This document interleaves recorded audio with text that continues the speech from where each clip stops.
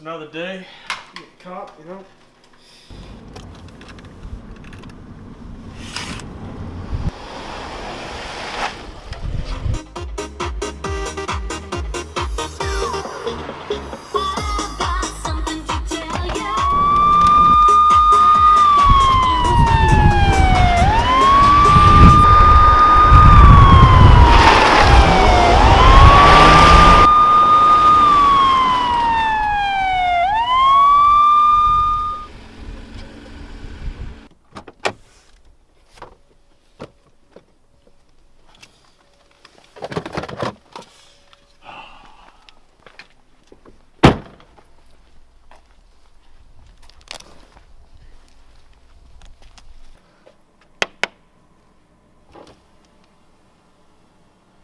Morning, officer. You have any idea how fast you're going, sir? I was in control. That's besides the point. You know what you're driving? My car? A blue Mazda 3, in particular. That's illegal under the new Notwithstanding clause passed by the conservative government. What's the notwithstanding clause? You serious? The Notwithstanding clause allows Parliament and provincial legislators to override certain portions of the Charter. I don't know what I'm Get out supposed of the car. Get out. What am I supposed to do with... Ha! We're talking about, blue Mazda. Look, you know, my client made that video because he wants to represent something. He wants to start a movement. Because that blue Mazda could be any one of our rights. And that's what it symbolizes at the end of the day. We have to get rid of the Notwithstanding clause. Period.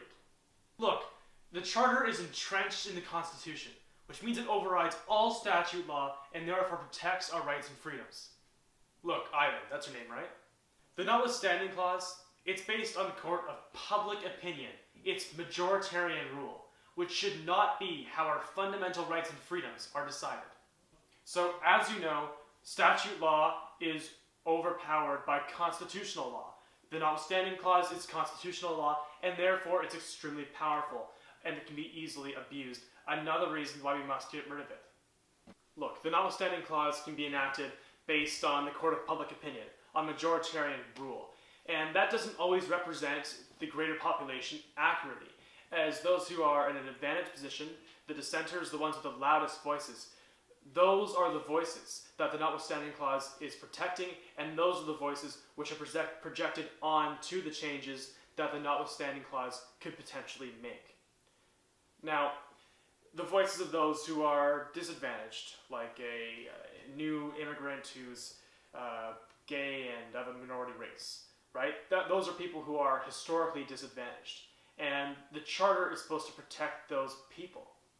And yet, the Notwithstanding clause does not protect those people at all, and actually puts them at a greater disadvantage, because it can be abused when parts of the population, those who can vote and are in a privileged position to vote, and have the opportunity to do so, those are the ones that the Notwithstanding clause is protecting, and those people don't need protection because they're already privileged. They're already advantaged. Okay, look, I have a bit of a different opinion than my boss here. If we take away the Notwithstanding clause, it takes away the option to create laws that violate the Constitution. If we are no longer to violate parts of the Constitution, then we have no option to create new laws that reflect our society's beliefs that may violate parts of the Constitution. There's no longer a backdoor option.